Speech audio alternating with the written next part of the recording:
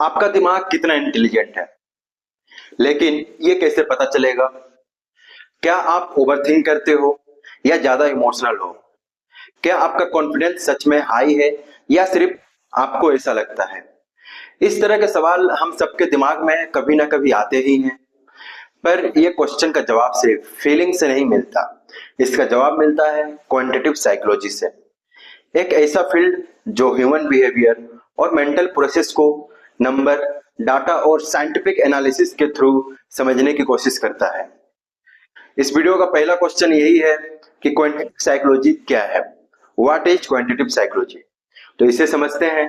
Quantitative psychology एक psychological discipline है जिसमें हम नंबर्स, स्टेट्स, डाटा एनालिसिस का यूज करके ह्यूमन थॉट्स, इमोशंस और बिहेवियर को स्टडी करते हैं। यह field research tools, statistical models और मेजरमेंट सिस्टम्स डिजाइन करने में एक्सपर्ट होती है, जिनका use clinical psychology, education, business और इवन एआई सिस्टम में भी होता है।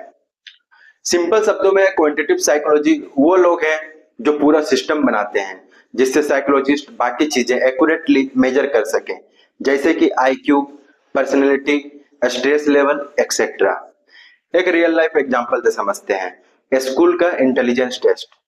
सोचिए, आप 10th क्लास में हैं और आपको एक एप्टीट्यूड टेस्ट दिया जा रहा है।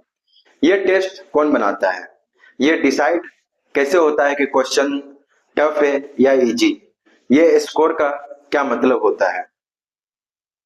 यहाँ आते हैं क्वांटिटेटिव साइकोलॉजिस्ट।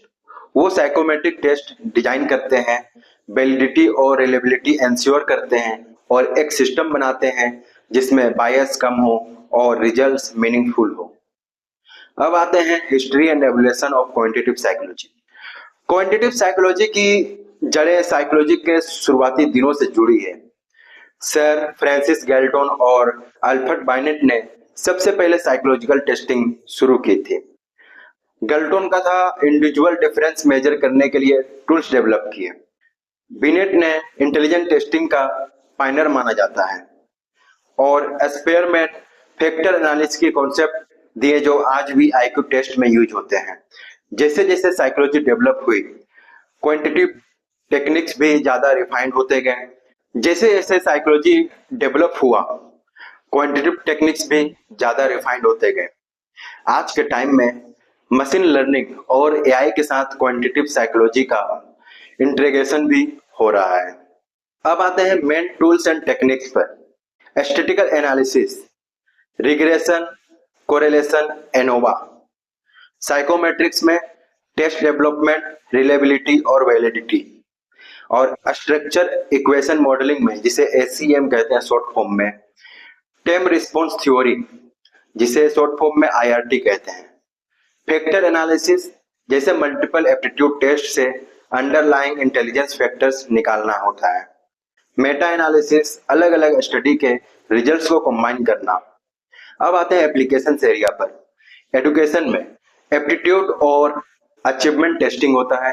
क्लिनिकल साइकोलॉजी में पर्सनैलिटी असेसमेंट डायग्नोस्टिक टूल होते हैं। एचआर रिक्रूटमेंट में employment screening, leadership profiling. Marketing में consumer behaviour prediction. Government service में census, social research. AI and machine learning में बिहेवियरल डाटा मॉडलिंग। इसे एक एग्जांपल से समझते हैं। नेटफ्लिक्स के रिकमेंडेशन सिस्टम में क्वांटिटेटिव साइकोलॉजिस्ट की टेक्निक्स काम आती है।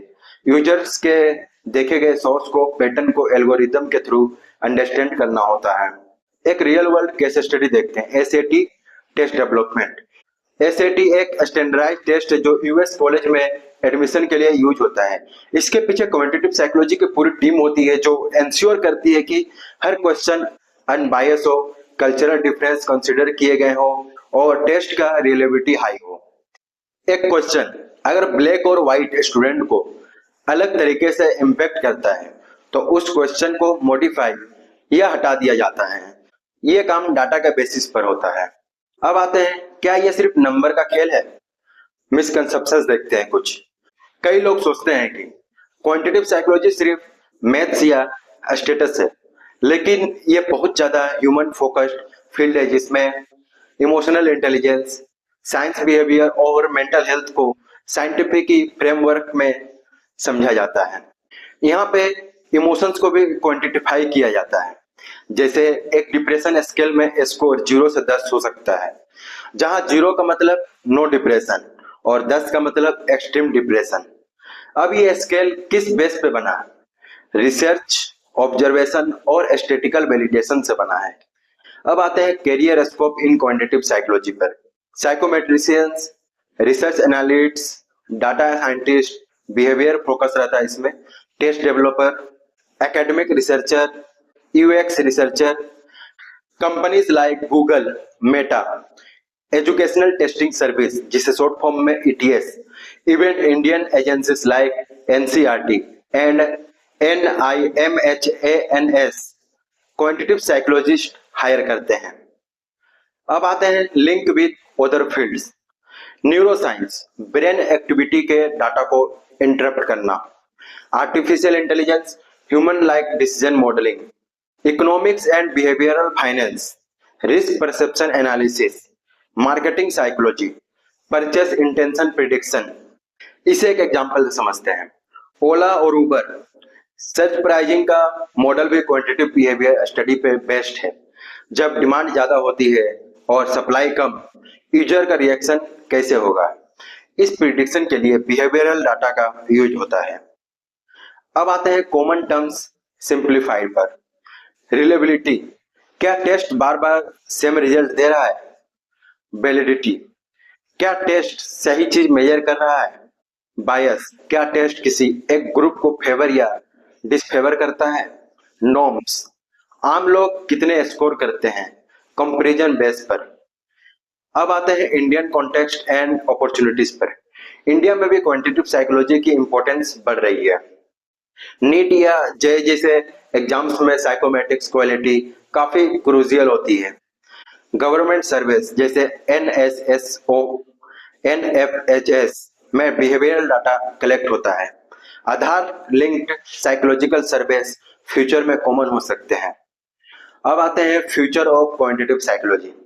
एआई, वियरेबल टेक और बिग डाटा के साथ क्वांटिटेटिव साइकोलॉजी का रोल और भी ज्यादा इंपॉर्टेंट होने वाला है।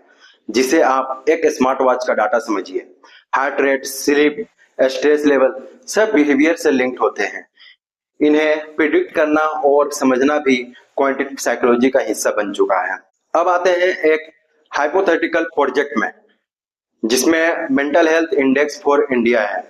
सोचिए, इंडिया में हर सिटीजन के लिए एक मेंटल हेल्थ इंडेक्स बनाया जाए।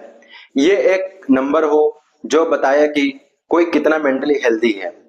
ये काम सिर्फ क्वांटिटेटिव साइकोलॉजी ही कर सकती है। जैसे large scale surveys, multiple indicators like sleep, work life balance, anxiety levels etcetera, standardised tools in regional languages, bias free algorithms, data validation from different states, age group, genders.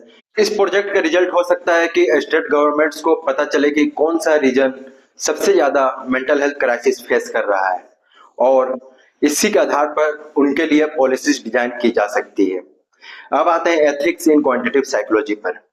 जब data का use होता है तब miss use का risk भी होता है, इसलिए क्वांटिटेटिव साइकोलॉजिस्ट को एथिक्स का ध्यान भी रखना पड़ता है। जैसे data privacy, consent of participants, cultural sensitivity, non discriminatory design. अगर टेस्ट किसी एक जाति, जेंडर या रिलीजन को अनफेयरली ट्रीट करता है तो उसका पूरी सोसाइटी पे नेगेटिव इफेक्ट हो सकता है। इसलिए अकाउंटेबिलिटी बहुत इंपॉर्टेंट है। अब आते हैं डाटा प्लस साइकोलॉजी का मतलब एम्पावरमेंट पर।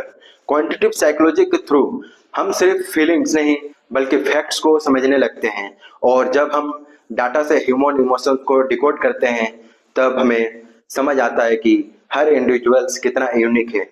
आज के समय में जब सब कुछ पर्सनलाइज्ड है, जैसे learning apps, dating apps, fitness plans, उसका कोर साइकोलॉजी प्लस डाटा ही है।